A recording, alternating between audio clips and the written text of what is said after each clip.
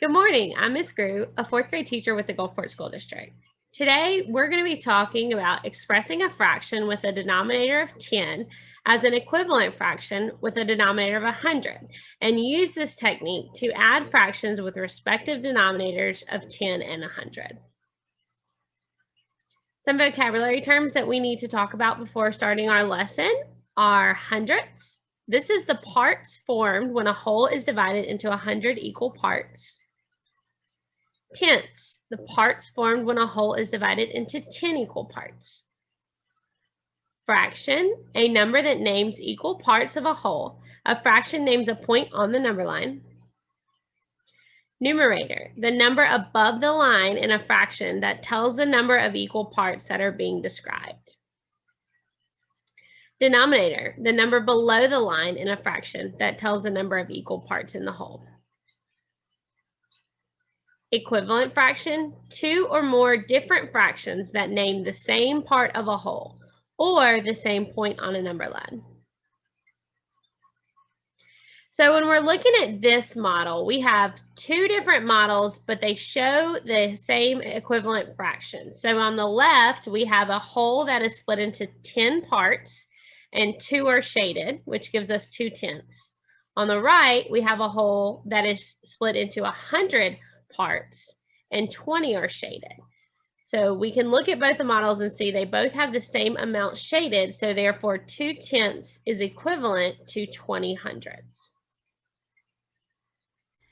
So here we have a dime, and we know that 1 dime equals 10 cents.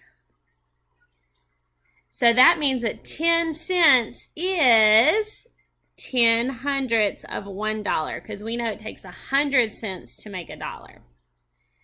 So now let's look at our next line. We have 1 dime. So 1 dime, if it takes 10 dimes to make $1 and we have 1 dime, our fraction would be 1/10 of $1. So 1/10 is equal to 10 hundredths. So when we have a model and we're trying to figure out what fraction of it's shaded, the first thing we're going to do is figure out how many parts our model is sectioned into. So let's count. We have 1, 2, 3, 4, 5, 6, 7, 8, 9, 10. Our model is split into 10 sections, and how many are shaded? Let's go back and count. 1, 2, 3, 4, 5, 6, 7, and 7 are shaded. So your numerator is going to be the part that is shaded. Your denominator is going to be the part that the whole is split into. So this particular case, our model was 7/10. Okay, so when we have a grid like that, before we had our tenths sticks, and now they're split into a grid of 100. So we know that our model has 100 parts, and we want to figure out how many are shaded. I could go through and count each and every square, but what do I know about one column that goes up and down like that? I know that each one is how many? 10. So let's count that way. 10, 20, 30, 40, 50, 60, 70. So we had the same amount shaded as the previous model, except our previous model was split into tenths, and this is split into hundredths. So 7/10 is the same as 70 hundredths. All right, so now we're going to break it down without the models, and we're going to kind of do what we did when we did equivalent fractions. We have 7/10, and I have to get it to an equivalent fraction with a denominator of 100. So what I'm going to do is, what did I do to 10 to get it to 100? I multiplied by 10. I know whatever I do to my denominator, I have to do to my numerator. So 7 times 10 is 70. So 7/10 is the same as 70 hundredths. Sarah has 4/10 of $1. Balin has 50 hundredths of $1. Together, what fraction of $1 do they have? Okay, so we have some dimes over here that we're going to use to kind of give us a good visual of how to break this problem down. So Sarah has 4/10 of a dollar. I know each dime is worth 10 cents. And remember, we talked about a dime being the same thing as 1/10 of a dollar. So how many dimes does Sarah have? Sarah has 4 dimes. So we're going to go ahead and draw 4 dimes. 1, 2, 3, 4. Okay, now we know Balin has 50 hundredths. So if I was paying someone in dimes and I needed to pay them 50 hundredths of a dollar, which would be the same as 50 cents, how many dimes would I need in order to make 50 cents? Good, I would need 5 dimes. So 1, 2, 3, 4, 5. So the top line is Sarah, the bottom line is Balin. Together, what fraction of a dollar do they have? Well, let's count how many dimes they have all together. 1, 2, 3, 4, 5, 6, 7, 8, 9. So they have 9, which would be how much out of 100? 9 dimes is the same as 90. Very good. So they have 90 hundredths of a dollar. Now, if we talked about tenths, what would that be? How many tenths of a dollar would they have? We know, good, 9 tenths. Great job.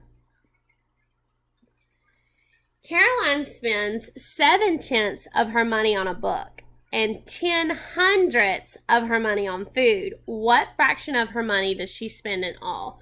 So this is pretty tricky. So we're talking about what let's look at our keywords. We have in all, which tells us that we need to do what? We need to add. Very good. Now I have 7 tenths plus 10 hundredths. What looks different about this adding fractions problem that we have not normally done? We do not typically add with unlike denominators. We can't do it. We have to make them the same. So if I have tenths and hundredths, I need to be able to change it. What could I change my tenth into to give me the same denominator as my hundredths? Good, I need to change it to 100. And how do I do that? I need to multiply it by what? By 10. Very good. That's going to give me 100. Now, whatever I do to my denominator, I have to do to my numerator.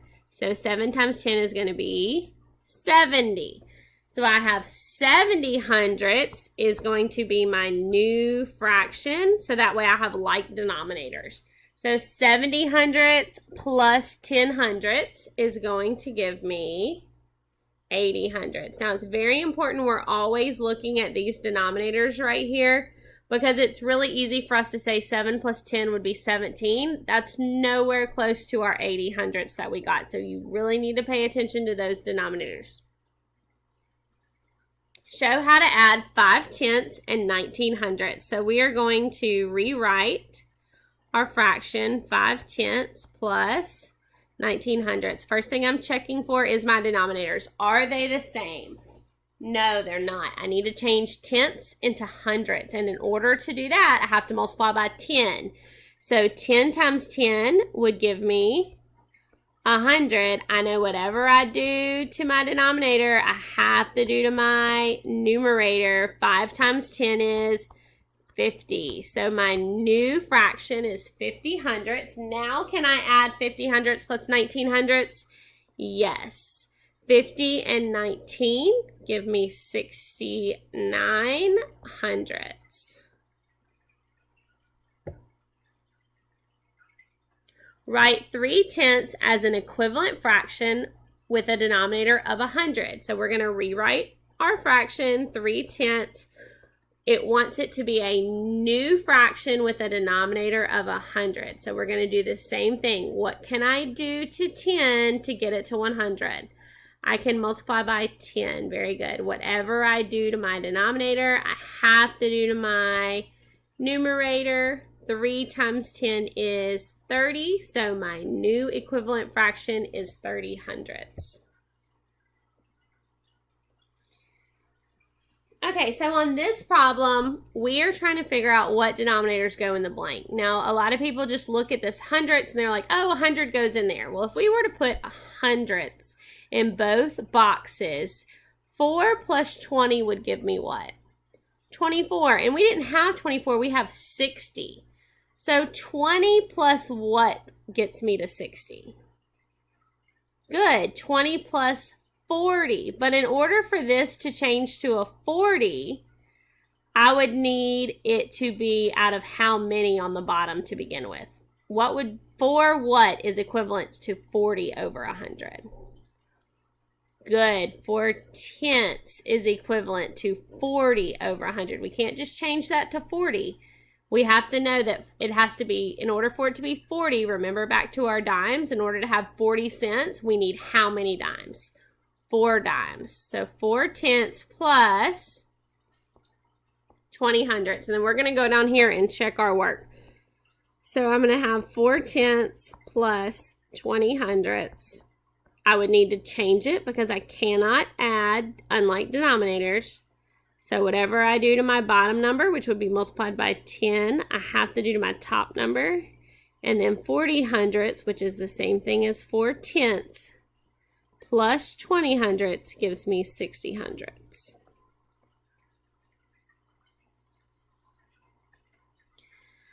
Okay, so this one, it's given us 3 problems and we have to tell whether they are true or false. Well, I can look at the first one and see that it is false because look at our denominator. Our denominator is 110, or 110ths. So we know that we do not add our denominator straight across. That's what they did. They said 10 plus 100 gives me 110. So we're going to go ahead and mark that as false because remember, whenever we're adding with unlike denominators, we have to change them to be the same. So let's look down here. Down here, they kept their hundredths. So in order to do that, I need to make sure I'm changing 4/10. We know 4/10 is the same thing as 40 hundredths. Very good. So we said 10 times 10 is 100. Whatever I do to my denominator, I have to do to my numerator. 4 times 10 is 40. So is 40 plus 4 44? Yes. And then they kept the same denominator on the bottom. So this one is true. Okay, let's look at our next problem. We have 100th plus 9/10 equals 19 hundredths. So I have unlike denominators, I need to change them. In order to do that, I need to turn 10, or my tenths, into hundredths. So I'm going to say 10 times 10 is 100. Whatever I do to my denominator, I have to do to my numerator. So I have to multiply 9 times 10, which is going to give me 90. 90 plus 1 gives me, not 19, what does it give me? It gives me 91. So my answer should have been 91 hundredths on here. So this one is going to be false. Great job. They tried to trick us on that one.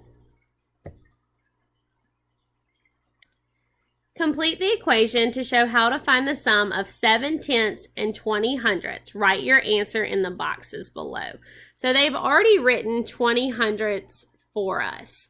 So it's right there. But they didn't carry down 7/10. What did they go ahead and do for us that we need to make sure we realize so that we can turn 7 into a new number?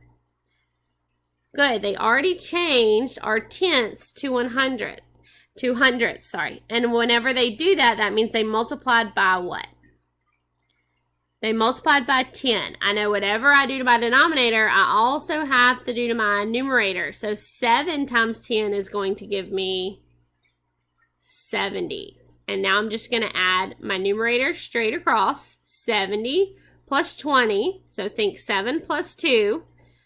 9. So 90. 70 plus 20 is 90. And I know I have like denominators and my denominator stays the same. So 90 hundredths.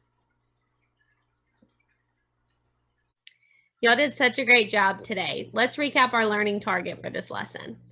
I can express a fraction with denominator 10 as an equivalent fraction with a denominator of 100 and use this technique to add fractions with respective denominators of 10 and 100. Great job today. See you next time.